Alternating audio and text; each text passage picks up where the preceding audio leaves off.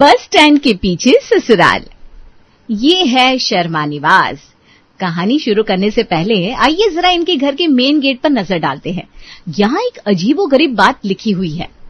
अतिथि देवो भव, शुभ लाभ और सुस्वागतम लिखी घर तो आपने बहुत देखे होंगे, लेकिन ये घर थोड़ा अलग है। यहाँ दरवाजे पर लिखा हुआ है, शर्मा जी कल मिलेंगे। अब इस शर्मा जी के कल मिलने का राज आइए शुरू से जानते हैं। सुबह का समय था। अदिति जल्दी जल्दी रसोई का काम निपटा रही थी, तभी सास रेणुका के फोन की घंटी धन धना उठती है। अरे माँ जी, आपका फोन कब से टर टर कर रहा है, उठाती क्यों नहीं आप? अरे जाने देना, बजता है तो बजने देना। आस पीटे को कोई मेरी खैरियत पूछने को फोन नहीं कर रहा, साफ पता है मुझे। कम वक्त फिर किसी भूले बिसरे रिश्तेदार को याद आ गया होगा कि हमारा घर बस अड्डे के पीछे है। कैसी बात करती हैं आप माँ जी, फोन उठाइए तो सही। ऐसे कैसे पता चलेगा बिना फोन उठाए कि कौन कॉल पर है? क्या पता कोई जरूरी कॉल हो। बहू की बात सुनकर सास जाकर अपना फोन उठाती है। दूसरी ओर से, अरे नमस्कार बहन जी, पहचाना? विनीता बोल रही हूँ। विनीता? नहीं भाई, हम किसी विनीता को नहीं जानते। क्या जीजी, आप बिना कमाल करती हैं, भूल गई? आपका मायका रामपुर में है ना? हमारा मायका तो रामपुर में ही है, लेकिन हमारे मायके में विनीता नाम का कोई भी नहीं है। दिमाग पर जोर डालिए। आपका मायका 9 नंबर गली में था। बस 9 नंबर गली के दाएं मुड़कर जो 5वां मकान था वो मेरे ही पिताजी का था। याद है बचपन में कितनी बार आप हमारे पेड़ से आम तोड़ने आती थी? भाई सच बताएं तो हमें तो याद नहीं आ रहा, लेकिन अब आप कह रही हैं तो आते होंगे। जी, बचपन का साथ है हमारा, इसीलिए आज आपको याद किया। बस एक छोटा सा ना काम था आपसे, अगर हाँ बोल दे तो बड़ी मेहरबानी हो जाएगी आपकी। मुझे पता था जरूर बस अड्डे का ही कोई ग्राहक होगा, वरना कौन ऐसे 40 साल पुरानी रिश्तेदारियां जोड़ने को फोन करता है। कहने वाले एकदम ठीक कह गए, अपना मतलब पड़ता हो तो लोग गधे को भी बाप बनाने से पीछे नहीं हटते। क्या बात है जीजी, कहाँ खो गई आप? आप तो कुछ बोल ही नहीं रही। अरे नहीं कहीं नहीं। आप बताइए, आपको अचानक से ऐसा क्या काम आ पड़ा जो मेरी याद आ गई? वो क्या है ना, आपके शहर में ही मेरी बेटी मेडिकल की तैयारी करने के लिए आई हुई है। अब ये तो आप समझ रही है ना, रोज रोज 4 घंटे का सफर करके उदयपुर आना जानना संभव नहीं है। इसलिए जब बिटिया के पास कोई जरूरी सामान भिजवाना होता है ना तो बड़ी मुसीबत हो जाती है। अब बड़े प्यार से देसी घी के लड्डू बनाए थे घर में, बाकी सबने तो खा भी लिए, लेकिन जब तक वो लड्डू बिटिया के पास नहीं पहुंच जाएंगी मेरे मन को ना चैन नहीं मिलेगा। माँ का दिल कैसा होता है ये तो आप जानती हैं। अब चिंता मत करिए, आपको ज्यादा कुछ नहीं करना है। हमारे यहाँ से जो बस चलती है ना, उसके ड्राइवर को हमने लड्डू का डब्बा पकड़ा दिया है। अब दोपहर को 2 बजे जाकर वो डब्बा ड्राइवर से ले लीजिएगा। बस का नंबर और ड्राइवर का फोन नंबर हम आपको अभी आपके नंबर पर व्हाट्सएप कर देंगे। अरे लेकिन आपकी बेटी के लड्डू लेकर मैं क्या करूंगी? मैं कुछ समझी नहीं बहन जी। जी देखिए, आपको बस वो ड्राइवर से लड्डू का डब्बा लेकर अपने घर रखना है। शाम को 4 बजे मेरी बेटी आकर आपकी यहाँ से वो डब्बा ले जाएगी। अब बेगाने शहर में आप एक ही तो अपनी मिली है, उसको आएगी तो अपनी मौसी से भी मिल लेगी। कल को कोई दुख परेशानी होगी, किसी संकट में पड़ेगी बच्ची, तो ऐसे में कौन काम आएगा? बुरे वक्त में अपने ही तो काम आते हैं ना। मौसी? कौन मौसी? आपकी बहन भी आने वाली है क्या उसके साथ? अरे बहन जी, आप ही तो है उसकी मौसी, और कौन? अब आप मेरे मायके की सहेली है तो इस नाते बिटिया की मौसी हुई ना। हैं? सहेली? मुझे तो शक्ल क्या नाम भी याद नहीं है और ये मुझे अपनी सहेली बता रही है। अच्छा ठीक है, ले लेंगे हम। जी बस एक बात और कहनी थी। अब जब रिद्धि आपके यहाँ लड्डू लेने आए ना, तब चाय नाश्ते के साथ उसके लिए थोड़ी प्याज की कुरकुरी पकौड़ियां तल दीजिएगा। और क्या है ना, मेरी रिद्धि की फेवरेट है। अब इतनी दूर हूँ मैं तो बना नहीं सकती। अब समझती है ना माँ का दिल कैसा होता है। हाँ समझती हूँ। ठीक है, नमस्ते, रखिए। क्या माँ जी, कहाँ तो आप फोन उठाना नहीं चाहती थी और एक बार फोन उठा लिया तो रखने का नाम नहीं ले रही है। किसी पुराने रिश्तेदार का फोन आ गया क्या? मैंने कहा था ना फोन उठाने की जरूरत नहीं है, लेकिन तू ना बहू मेरे पीछे पड़ जाती है। अब ले लो मजा। रामपुर में रहने वाली किसी विनीता का फोन था। अरे मैं तो जानती भी नहीं हूँ, पता नहीं कौन है, कहाँ से मेरा नंबर पा गई। कह रही है उसकी बेटी हमारे शहर में पढ़ने के लिए आई है, बस अड्डे पर अपनी बेटी के लिए लड्डू भेजा है। वही लड्डू लेने के लिए 2 बजे जाना है और फिर 4 बजे उनकी बेटी रिद्धि वो लड्डू लेने हमारे घर आएगी।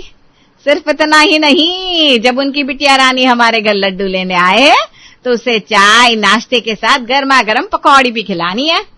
क्या बात कर रही है माँ जी आप? और इतनी गर्मी पड़ रही है, दोपहर में 2 बजे कौन जाएगा बस अड्डे पर? तू ही जाएगी और कौन जाएगा? तुझे बहुत भलाई लेने की पड़ी हुई थी ना, तू ही मेरे पीछे लगी थी, फोन उठाइए। अब पीछे क्यों हट रही है? देखिए माँ जी, ये आपके मायके वालों का मैटर है, मेरा इससे कोई लेना देना नहीं है, मुझे माफ करिए। और वैसे भी दोपहर में 2 बजे मेरे पास बहुत सारे काम होते हैं। मैं बस अड्डे पर लड्डू का डब्बा लेने जाऊंगी तो फिर घर पर लंच कौन बनाएगा? हाँ, अगर आप लंच का काम संभाल लोगी तो मैं चली जाती हूँ बस अड्डे पर।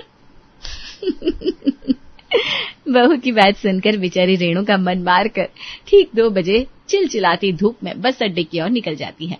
और जैसे ही लड्डू का डब्बा ड्राइवर से लेती है, ड्राइवर गुस्से में उसे घूरने लगता है।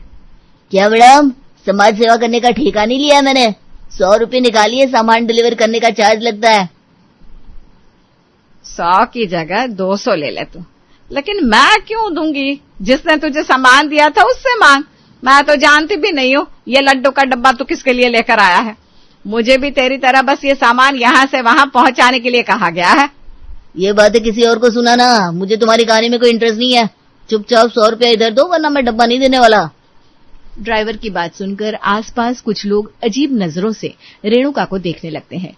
रेणुका बेचारी अब करती भी क्या, चुपचाप 100 का नोट उसे थमा देती है और लड्डू का डब्बा लेकर गर्मी से हाय हाय करती अपने घर लौट आती है। पहले धूप में जाकर लड्डू लेकर आना, फिर रिद्धि को चाय नाश्ता करवा के लड्डू का डब्बा देना, इस पूरे काम को करते हुए रेणुका का मन जल रहा था। ये कोई पहली बार नहीं था जब रेणुका को अपने बस अड्डे के पीछे रहने का हर्जाना भुगतना पड़ा हो। दरअसल रेणुका के पति धीरज शहर से थोड़ी दूर पर नौकरी करते थे। घर से पहले बस अड्डे आना, बस अड्डे से बस पकड़कर ऑफिस जाना हमेशा से उनके लिए एक सरदर्द रहा। इसीलिए जब वो रिटायर होने लगे तो उन्होंने इच्छा जताई कि वो बस अड्डे पर ही अपना घर बनाना चाहते हैं, ताकि आने वाले समय में बेटे और बहू को यहाँ वहाँ आने जाने में कोई समस्या ना हो। जब कहीं जाना हो तो फटाफट बस पकड़ो और निकल जाओ। बस अड्डे के आसपास एक अच्छा घर ढूंढने में थोड़ा समय जरूर लगा, लेकिन कुछ ही समय में रेणुका और धीरज बस अड्डे के पीछे एक सुंदर सा घर बनाकर उसमें शिफ्ट हो चुके थे। बस अड्डे पर ससुराल बनाने की रेणुका को जितनी खुशी थी, वो नहीं जानती थी कि उसकी खुशी को रिश्तेदार कुछ ही दिनों में गम में बदल देंगे। जिस किसी को भी पता चला कि अब रेणुका, धीरज और उनके दोनों बेटे बस अड्डे पर ही रहने लगे हैं, मानो सबको अपनी समस्याओं का एक आसान उपाय मिल गया था। आदिति बेटा, मैं कहती हूँ कोई जरूरत नहीं है आज से किसी भी नए अनजान नंबर का कॉल उठाने की। अरे परेशान हो गया है भाई, हमारे शर्मा जी ने जितने प्यार से ये घर बनाया था, लगता है अब तो ये सजा हो गया यहाँ रहना। तभी दरवाजे पर दस्तक होती है। बहू जरा देख तो कौन है दरवाजे पर। बहू जाकर दरवाजा खोलती है। नमस्ते बेटा, शर्मा जी घर पर है क्या? जी पापा तो घर पर है, आप आइए ना, मैं उन्हें बुलाती हूँ। बेटा जरा एसी ऑन कर देना, बहुत गर्मी हो रही है बाहर, गर्मी से जान निकल रही है। जी जी आप बैठिए, मैं ऑन कर देती हूँ। कुछ देर में शर्मा जी मेहमान के सामने बैठे हुए थे। शर्मा जी आज बेटी के यहाँ कानपुर जाने को निकले थे। बस स्टैंड पर पहुंचे तो पता चला बस में तो अभी 2 घंटे बाकी है। हमने सोचा बाहर कहाँ गर्मी में खड़े रहेंगे, आपका घर तो यही बस अड्डे के पीछे बना है, इसी बहाने आपसे मुलाकात हो जाएगी और समय भी पास हो जाएगा। तभी तो मैं सोचूं आखिर इतने साल बाद अचानक मेरी याद कैसे आ गई। जो लोग कभी मिलने पर बिना हाय हेलो किए सामने से गुजर जाते थे, आजकल तो रिश्तेदारियां निकाल निकाल कर हमसे मिलने आते हैं ताकि उनका मतलब हल हो सके। मुझे इन बिन बुलाए मेहमान को एंटरटेन करने का कोई शौक नहीं है। हमारा स्वास्थ्य ना आज थोड़ा ठीक नहीं है, ज्यादा देर आपके साथ बैठ नहीं पाएंगे। हम अपने कमरे में आराम करने जा रहे हैं, आप यहाँ बैठिए आराम से। अरे कोई दिक्कत नहीं शर्मा जी, आप अपने कमरे में आराम करिए। हमें किसी चीज की जरूरत होगी तो बहू को आवाज लगा लेंगे। बस जाते समय ना जरा चाय नाश्ते के लिए बोलते हुए जाइएगा। हाँ हाँ क्यों नहीं, घर थोड़ी ना बनाया है हमने बस अड्डे पर, ढाबा खोला है। जब जिसका मन करे चाय कॉफी पीने के लिए हमारे यहाँ आ सकता है। जिसके लिए दिन है या रात, सुबह या शाम, कुछ भी देखने की कोई जरूरत नहीं है। कुछ दिन बाद सुनते हैं आपकी चाचा की लड़की का फोन आया है, आज दोपहर में आ रही है आपसे मिलने। एक बात बताइए, खाने में क्या बनाऊं? अरे कुछ भी बना लो, कौन सा यहाँ तुमसे रिश्तेदारी निभाने आ रही है वो। एक बात बताऊं, तुमसे मिलने नहीं आ रही वो, बस यहाँ अपने टैक्सी के पैसे बचाने आती है। बस अड्डे पर उतरने के बाद वो 4 कदम बढ़ाकर हमारे घर चली आती है। पहले जमकर दावत उड़ाती है और फिर फरमाइश करेंगी कि उन्हें मैं अपनी गाड़ी से माधोपुर उनके मायके छोड़ाऊं। अरे ऐसा क्यों सोचते हैं आप? पूरा दिन मेहमानों की आवभगत करते करते इतनी कड़वाहट भर लिया आपने अपने मन में कि अपनी बहन के लिए भी ऐसी बातें कर रहे हैं। अरे इतने प्यार से दीदी ने फोन करके बताया है कि वो हमसे मिलने आ रही है और आप ऐसी बातें अपने मन में ला रहे हैं। चलिए नहा धो लीजिए, जीजी कुछ देर में आती होंगी। 1 घंटे बाद बुआ जी रेणुका के घर पधार चुकी थी, चाय नाश्ता करने के बाद। सुन धीरज, मुझे ना बस में बैठकर बड़ी घबराहट सी हो जाती है। तो ऐसा कर अपनी गाड़ी निकाल ले और अपनी गाड़ी से ही मुझे विनोद के यहाँ छोड़ दे। उसका भी सुबह से कई बार फोन आ गया। बड़ी चिंता कर रहा होगा बेचारा कि मैं अभी तक घर क्यों नहीं पहुंची। अब बहन की कही हुई बात को बेचारा धीरज टाल भी नहीं सकता था, इसलिए चुपचाप जाकर अपनी गाड़ी निकालने लगता है। आगे जो अग्रवाल स्वीट है ना, वहाँ गाड़ी रोक लेना। हम बच्चे वाले घर में जा रही हूँ, खाली हाथ तो नहीं जा पाऊंगी। मिठाई ही ले लेती हूँ। अच्छा ये ले 1000 रुपए, तू 2 किलो मिठाई पैक करवा ले। मुझे ना बार बार उतरने में दिक्कत होती है। बहन की बातें सुनकर अब शर्मा जी के सब्र का बांध टूट रहा था, लेकिन फिर उन्हें पत्नी की बात याद आती है कि बड़ी बहन के साथ दुर्व्यवहार करना वाकई कोई अच्छी बात नहीं है। इसलिए वो कान बंद करके चचेरी बहन को उनके सगे भाई के घर पर छोड़कर वापस लौट जाते हैं। भगवान, कर ले तुमने अपने चचेरी ननद की जी भर के खातिरदारी। एक बात बताओ, क्या लेकर आई थी बच्चों के लिए जीजी? कैसी बातें करते हैं आप? क्या लेकर आएगी वो?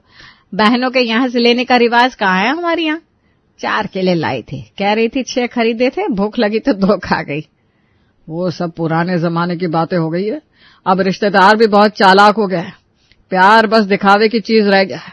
जानती हो, विनोद भैया के यहाँ जाने के लिए जीजी ने 2 किलो मिठाई पैक करवाई और हमारे यहाँ क्या लेकर आई? 4 केले। हद हो गई बेशर्मी की। क्या कह रहे हो? अगर ऐसी बात है तो तुम्हारी चचेरी बहन आएगी ना, तो मैं तो उसे 1 कप चाय भी नहीं देने वाली। अरे हमने कोई ठेका लिया क्या? जिसको देखो मुफ्त का स्टॉपेज समझ लिया हमारे घर को। हम लोगों के प्यार और सम्मान में मारे जा रहे और लोग हमारा फायदा उठाने से बाज नहीं आ रहे। शर्मा जी चचेरी बहन के द्वारा किए गए व्यवहार से काफी दुखी थे। अभी पत्नी को अपनी बहन के बारे में बता रहे थे कि उनका फोन बजने लगता है। पापा जी, लगता है फिर किसी रिश्तेदार का फोन है। फिर कोई पहुंच रहा होगा बस अड्डे पर, उसे लेने जाना होगा। नहीं बेटा, ये तो हमारे पुराने पड़ोसी थे ना, जयशंकर जी, उनका फोन है। लगता है याद आ गई उन्हें पुराने दोस्त की। अरे बताइए जयशंकर जी, बहुत दिनों में फोन मिला है, कैसे मिजाज है आपके? क्या बताए भाई साहब, बात ही ऐसी है। हाल चाल तो हम आपसे बाद में भी लेते रहेंगे, पहले मुद्दे की बात सुनिए। हमारा पोता स्कूल की तरफ से पिकनिक के लिए मसूरी गया हुआ था। पोता पिकनिक के लिए दूसरे शहर चला गया तो बेटा बहू भी फिल्म देखने के लिए निकल गए। अब अचानक स्कूल की बस खराब हो गई और स्कूल की तरफ से सारे बच्चों को बस स्टैंड पर उतारे। बेटा बहू तो घर पर है नहीं, तो बच्चों को लेने के लिए जा नहीं सकते। अब जरा हमारे पोते को बस स्टैंड से लेते आइए। आपका घर तो वहीं बस अड्डे पर है ना, दिन भर आपके यहाँ ही रह लेगा बच्चा। शाम को लौटते समय बेटा आपके यहाँ से चिंटू को ले लेगा। अरे लेकिन ऐसे कैसे स्कूल बच्चा मुझे सौंप देगा? आप खुद आ जाइए, वो मुझे जानते थोड़ी ना है। भाई साहब, मैं आ सकता तो आपको तकलीफ ही ना देता। मैं खुद अपनी बेटी के यहाँ आया हूँ। अब आप ना बातें करने में समय खराब मत करिए, जल्दी निकलिए। धूप बड़ी तेज है, बेचारा वहाँ खड़ा परेशान होता रहेगा। बेचारे शर्मा जी एक बार फिर इस बस अड्डे के चक्कर में फंस गए थे। गुस्सा तो उन्हें बहुत आ रहा था, लेकिन आखिर करते भी क्या, चुपचाप कपड़े बदलने लगते हैं। अरे पापा जी, इतनी दोपहर में कहाँ जा रहे हैं आप? किसका फोन था? कोई इमरजेंसी है क्या? बस ना पूछो, वही अच्छा है बेटा। शॉर्ट में इतना समझ लो कि हमारे पुराने पड़ोसी फिल्म देखने गए हैं, इसलिए आज उनका बच्चा हम संभालेंगे। ये क्या बात है पापा जी, वो फिल्म देखे और उनके बच्चे को धूप में रिसीव हम करें और पूरा दिन हम संभाले भी? हाँ बेटा, पहले लेकर आओ, उसके बाद पूरा दिन संभाले भी हम ही, क्योंकि उसके माँ बाप तो शाम को आएंगे लेने। अरे पिक्चर छोड़कर थोड़ी ना आएंगे बेचारे। शर्मा जी जाकर बच्चे को तो ले आए थे, लेकिन घर आने के बाद बच्चा अदिति और उसकी सास की नाक में नकेल डाल देता है। अंकल, मुझे कुछ खाने को दो ना। अच्छा, क्या खाएगा बेटा? बिस्किट लाऊं तेरे लिए? बिस्किट कौन खाता है आजकल? मेरे लिए पिज्जा मंगवा दो। दाल रोटी बनी है, वही खा लो। हमारे यहाँ कोई पिज्जा पिज्जा नहीं खाता। आप लोगों को नहीं खाना तो मत खाओ, मेरे लिए मंगवा दो। बहुत तेज भूख लगी है, मैं पहले ही बता रहा हूँ। मेरे सामने दाल चावल लेकर मत आना। अरे नहीं खाना तो मत खा, जब भूख लगेगी सब खाने लगेगा। रेणुका की बात सुनकर बच्चा जोर जोर से रोने लगता है और सामान उठा उठाकर पटकने लगता है, जिसके कारण कई महंगे सामान टूट जाते हैं। बस बहुत हुआ पापा जी, अब हमें कुछ तो करना होगा। मुझे एक आइडिया आया है। मैं ना एक बड़ा सा बोर्ड बनवा कर लाती हूँ, और जैसे लोग अपने घर के बाहर लिखवाते ना, कुत्ते से सावधान, हम लिखवाएंगे शर्मा जी कल मिलेंगे। जब शर्मा जी घर पर होंगे ही नहीं तो बस अड्डे कैसे जाएंगे? अब ना शर्मा जी बस अड्डे जाएंगे, न किसी को पिक एंड ड्रॉप करेंगे, और इस तरह हमारे जीवन में सुकून आ जाएगा। आइडिया तो अच्छा है बेटा, लेकिन जो लोग फोन करके जान खा रहे हैं उनका क्या करे? पापा जी, आपकी कॉलर ट्यून, रिंगटोन सबकी जगह अब सिर्फ एक ही बात गूंजेगी, और वो बात है शर्मा जी कल मिलेंगे, शर्मा जी घर पर नहीं है। अब जब घर पर नहीं होंगे तो बस अड्डे जाकर विशेष सुविधाएं कैसे दे पाएंगे? तो बस ये तय हो गया था। अब शर्मा जी अपनी कॉलर ट्यून सुनाकर लोगों को अलर्ट कर रहे थे कि शर्मा जी उनकी बातों में नहीं आने वाले। एक दिन मेरी बहन तनीषा का उनके पास कॉल आता है, लेकिन शर्मा जी फोन उठाने की बजाय बार बार कॉलर ट्यून सुनाकर बहन को भगाना चाहते थे। जब कई बार फोन करने के बाद भी शर्मा जी फोन नहीं उठाते तो उनकी बहन अपने बेटे को शर्मा जी के घर भेज देती है। शर्मा जी के घर पहुंचकर वो देखता है कि बाहर ही बड़ा सा बोर्ड लगा है जिस पर लिखा है शर्मा जी कल मिलेंगे। वो बेचारा बोर्ड पढ़कर काफी कंफ्यूज हो जाता है। फिर घंटी बजाता है तो सामने से शर्मा जी ही दरवाजा खोल देते हैं। अरे मामा जी, ये क्या लिखा है बाहर बोर्ड पर? आप तो घर पर है। मामा जी? कौन मामा जी? शर्मा जी घर पर नहीं है, कल मिलेंगे। अरे सुनिए तो, मम्मी ने कहलवाया है कल हमारे एक जानने वाले इधर से जाएंगे, उनको थोड़ी देर के लिए। बहू दरवाजा बंद करो, और जो भी आए उसे बाहर से ही वापस भेज देना। कह तो दिया शर्मा जी घर पर नहीं है, फिर भी लोगों को समझ में क्यों नहीं आता? इतना कहकर शर्मा जी खट से दरवाजा बंद कर देते हैं और बुआ जी का बेटा गुड्डू हैरान परेशान वहां से लौट जाता है। धीरे धीरे सबके बीच ये खबर फैल जाती है कि शर्मा जी आजकल किसी की मदद नहीं करते, और इस तरह फाइनली शर्मा जी बेशर्म बनने के बाद बस अड्डे वाली मुसीबत से छुटकारा पा लेते हैं।